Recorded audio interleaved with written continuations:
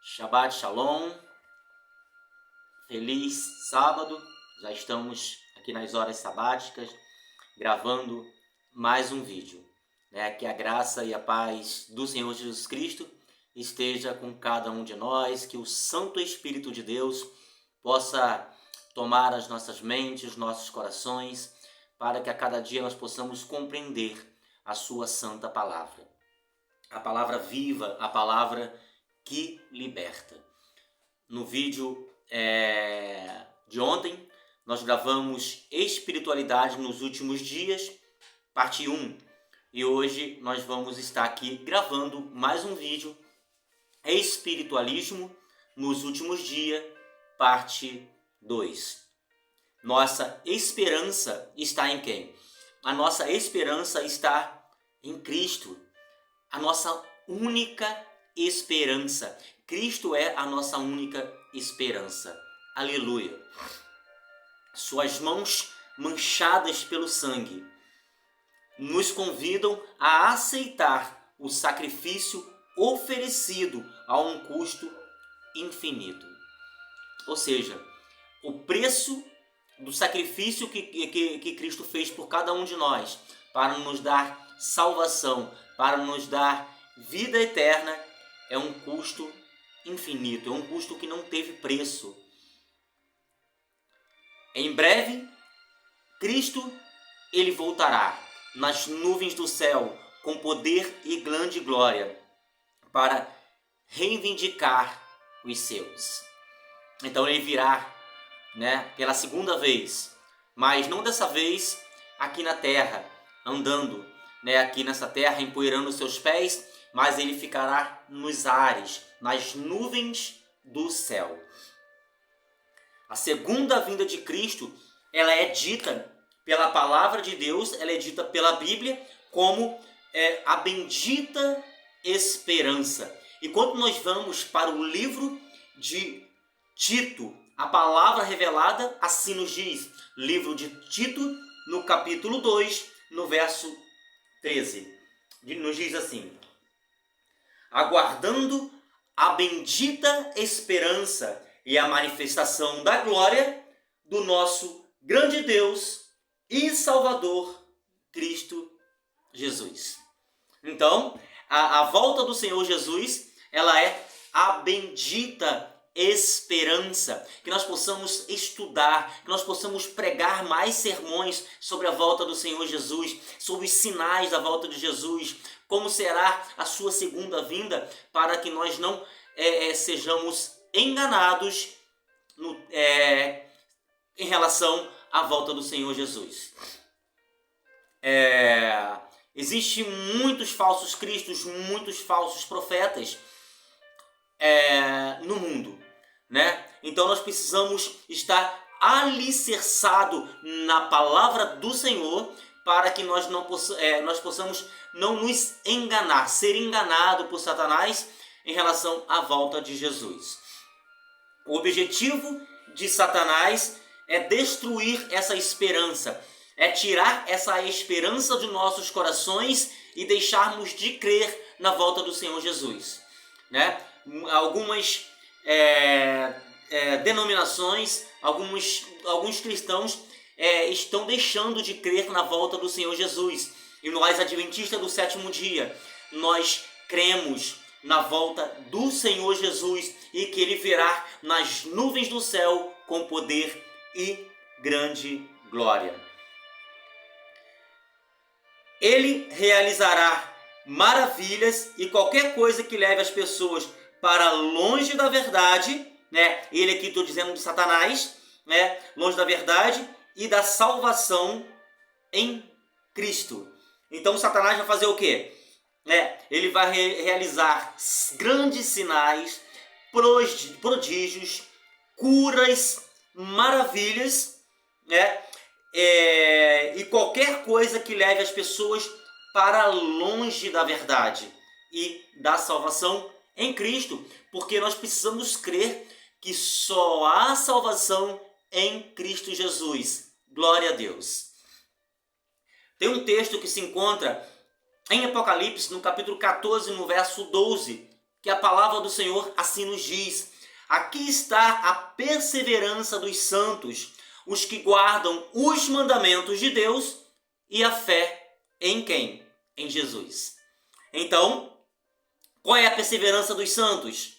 Os que guardam os mandamentos, sem tirar nenhum, né? Porque Tiago, capítulo 2, verso 10 diz: aquele que transgride um mandamento é culpado de todos os outros. Então nós não podemos escolher um mandamento para guardar. Se Deus pediu para ser guardado, deve ser guardado. Amém? Então a perseverança dos santos está em torno dos que guardam os mandamentos de Deus e têm a fé no Senhor Jesus Cristo. Aleluia. Na luta final, Satanás tentará impedir que as pessoas guardem os mandamentos de Deus. Olha só que interessante. Ou tenham a fé em Jesus. Agora, por que Satanás ele quer embotar a nossa mente? Por que Satanás ele quer que nós não obedecemos aos mandamentos de Deus e percamos a fé em Jesus? Porque se nós não obedecermos os mandamentos e não termos a fé em Jesus, nós não entenderemos o verdadeiro sentido, né, da lei do Senhor. Qual é o sentido da lei de Deus? É para nos mostrar, né, o pecado. Então nós precisamos obedecer os mandamentos de Deus e nos fortalecer na fé em Cristo Jesus. Porque a fé em Cristo Jesus nos ajuda a guardar a lei. Porque nós não podemos guardar a lei por nós mesmos. Nós não podemos obedecer os mandamentos de Deus por nós mesmos. Por nós mesmos é impossível. Mas nós podemos obedecer a Deus, obedecer aos mandamentos do Senhor em Cristo Jesus. Precisamos ter cuidado com qualquer ensinamento que, mesmo acompanhado de sinais, e nós precisamos estar atentos, amados, para isso. Porque nós veremos muitas coisas acontecerem. Sinais, prodígios, maravilhas, curas, culto baseado em emoção, em pessoas aparentemente reavivadas, aparentemente, mas é só emoção. Então nós precisamos estar firmados, alicerçados na palavra do Senhor para não cairmos nesses enganos, porque os ensinamentos eles são de sinais, né, milagres, nos afaste de algumas dessas duas características do remanescente. Precisamos ter então cuidado com qualquer ensinamento que, mesmo acompanhado de sinais e milagres, porque isso vai acontecer e está acontecendo já, né? Esses sentimentalismo, esses espiritualismo, nos afaste de alguma dessas duas características do povo remanescente de Deus. E quais as duas características? Foi a qual eu falei. Apocalipse capítulo 14, no verso 12. Aqui está a perseverança dos santos que guardam os mandamentos, a primeira característica, e tem a fé em Jesus Cristo, a segunda característica. Agora, o que a Bíblia diz sobre o poder enganador e a maneira de operar de Satanás? O que a Bíblia diz sobre o poder enganador e a maneira, né, que Satanás opera? Vamos ali para Mateus, no capítulo 24, né? Mateus capítulo 24, eu disse ontem no estudo que um capítulo profético, né? As profecias, o sermão profético, né? É um capítulo profético em ordem cronológica. Nós precisamos entender isso, tá bom? E Mateus capítulo 24, no verso 23 a 27, nós observamos essa seguinte informação inspirada. Verso 23. Então, se alguém vos disser, eis aqui o Cristo, ou ele ali, não acrediteis. Antes de ler os versos 24, 25, 26 e 27, eu quero passar uma informação. Todos nós aqui conhecemos o Henry Christ, que ele diz que é o Cristo, né, que já voltou e está aí na Terra.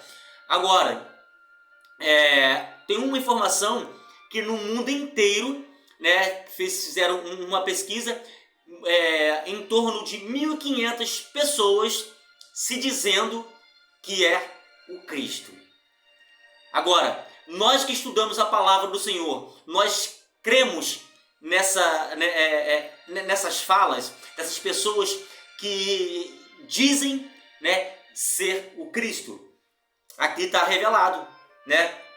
Então, se alguém vos disser, eis aqui o Cristo, ou ei-lo ali, não acrediteis. Então nós não vamos acreditar se alguma pessoa aparecer na nossa frente falando que é Jesus Cristo, porque Jesus Cristo diz para a gente não acreditar. Verso 24, porque surgirão falsos cristos. O que é um falso Cristo? Pessoas que irão passar por Cristo e dizer que são o próprio Cristo. E também aparecerá falsos profetas. E o que os falsos profetas farão? Operando grandes sinais e prodígios para enganar, se possível. Olha só, isso aqui é para nós, para os cristãos, para os crentes, né? Se possível, enganaria os próprios eleitos. Verso 25, vedes que vou-lo tenho predito. Verso 26, portanto, se vos disserem, eis que ele está no deserto, não saiais. Ou, ele no interior da casa, não acrediteis. Não acrediteis. Cristo está deixando aqui a palavra do Senhor bem clara para a gente. Verso 27, porque assim como o relâmpago sai do Oriente e se mostra no Ocidente, assim há de ser a vinda do Filho do Homem. A vinda de Cristo Jesus não será secreta. Não existe, amados, arrebatamento secreto. Tá bom? Nós fizemos já esse estudo aqui. Não existe arrebatamento secreto. A vinda de Jesus Cristo será visível, será audível. Todo o olho o verá. Até mesmo os que os transpassaram, diz a palavra do Senhor, né? A vinda de Cristo, a palavra do Senhor aqui diz, né, que assim há de ser a vinda do Filho do Homem, como um relâmpago. Já viu um relâmpago secreto? Tá bom? Então, não existe arrebatamento secreto, mas vamos aqui para que nós queremos tirar aqui a maneira de operar de Satanás. Né? Então vamos aqui, falsos cristos impulsionados por Satanás, falsos profetas aparecerão, né, nos últimos dias. Agora sim vamos para 2 Coríntios, no capítulo 11, no versículo 13 e também o versículo 14. Vamos primeiramente para o versículo 13 do capítulo 11 de 2 Coríntios. Capítulo 13. Porque os tais são falsos apóstolos, obreiros fraudulentos, transformando-se em apóstolos de Cristo. Precisamos ter cuidados. Por isso que é importantíssimo nós estudarmos a palavra do Senhor, para nós não cairmos nas armadilhas, né, desses falsos ministros, desses falsos apóstolos, desses falsos obreiros fraudulentos. Verso 14. E não é de admirar, porque o próprio Satanás ele se transforma em anjo de luz. Satanás não vai aparecer, queridos, com um olho vermelho, com um chifre grande, com a lança na mão. Ele não vai. Se Satanás aparecer nas nossas frentes, mostrando, nós vamos correr. Então Satanás ele vai aparecer de forma bonita, apresentando um prato bonito. Então ele vai se transformar. Para isso, como ele vai enganar? Se transformando num anjo de luz. A próxima leitura se encontra em 2 Tessalonicenses, no capítulo 2, o verso 9 até o 12. Verso 9. Ora, o aparecimento do iníquo é segundo a eficácia de Satanás. Quem dá força, quem está por trás do iníquo? Satanás. Com todo o poder e sinais e prodígios da mentira. Verso 10. E com todo o engano de injustiça, os que aparecem porque não colheram o amor da verdade para serem salvos. Verso 11. É por esse motivo, pois que Deus lhes manda a operação do erro, para darem crédito à mentira. Verso 12. A fim de serem julgados todos quantos não deram crédito à verdade. Então, todos aqueles que não deram crédito à verdade, né, serão julgados. Antes, pelo contrário, deleitaram-se com a injustiça. Precisamos entregar as nossas vidas ao Senhor e estudarmos a palavra de Deus, deleitarmos no estudo da palavra do Senhor todos os dias, oração, intimidade com Deus, para nós não cairmos nos enganos de Satanás, nas armadilhas de Satanás. O que a Bíblia nos diz sobre o poder enganador? E de qual maneira, de como Satanás opera? Satanás se transforma em anjo de luz. Satanás usará falsos profetas, falsos mestres, usará falsos obreiros fraudulentos, né? Mas como? Satanás se transformando em anjo de luz, fazendo sinais, fazendo maravilhas e prodígios da mentira, com todo engano de injustiça. Precisamos estar antenados, precisamos estar ligados na palavra do Senhor. Nós precisamos clamar ao Espírito Santo que nos dê poder, que nos batize, né, com seu Santo Espírito. Nos últimos momentos da história, Satanás promulgará seu engano final. Terríveis cenas de caráter sobrenatural. Nós vamos ver várias coisas partindo do sobrenatural, a busca do sobrenatural. E Satanás estará no meio desses movimentos para colocar enganos. E precisamos estar atentos, amados.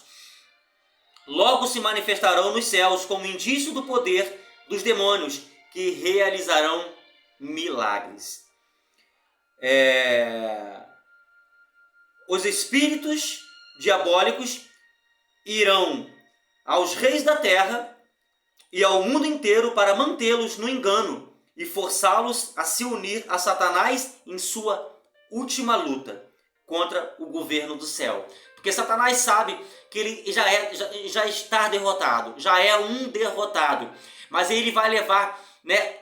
Ele quer levar o máximo de pessoas também à derrota junto com ele. Surgirão pessoas dizendo ser o próprio Cristo. E eu disse aqui que hoje já tem 1.500 na estatística de pessoas que se intitulam como Cristo Jesus. Um é o Henry Christie, que nós já conhecemos aí na mídia brasileira. E reivindicando o título e adoração que pertence ao Redentor do mundo, farão milagres extraordinários de cura, afirmando terem recebido do céu revelações que contradizem o testemunho das Sagradas Escrituras. Agora, como nós conhecemos se um profeta ou se uma profetisa é verdadeira ou não? Se ela fala conforme a palavra inspirada. Se o profeta ou a profetisa fala contra a Bíblia, ela contradiz a Bíblia, já pode descartar que ela é um falso profeta. Um verdadeiro profeta, ele vai falar de acordo com a palavra do Senhor, vai exaltar a palavra do Senhor e não vai contradizê-la. Amém? Queria ler um texto que se encontra no livro O Grande Conflito, né? Que é esse livro aqui, livro O Grande Conflito. Já digo mais uma vez, sugiro que vocês leiam esse livro, quem ainda não leu, né? Que ele tem muita informação aqui nesse livro. E eu quero ler desse livro aqui, No Grande Conflito, a página 518, que diz assim: como ato culminante no grande drama do engano, o próprio Satanás personificará Cristo. Olha só, se nós não entendermos como será a volta do Senhor Jesus, se nós não entendermos como Cristo virá, os sinais da vinda de Cristo, nós seremos enganados por Satanás personificando a Jesus Cristo. Precisamos estar ligados nos eventos, né, de que forma o Senhor Jesus virá. Há muito tempo a igreja diz considerar o advento do Salvador como a concretização das suas esperanças.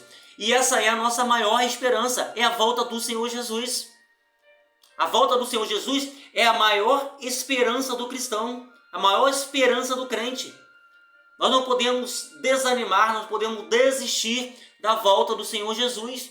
E Ele virá nas nuvens do céu, porque a profecia assim o diz. Ele virá nas nuvens do céu, porque a palavra revelada, porque a palavra do Senhor assim o diz.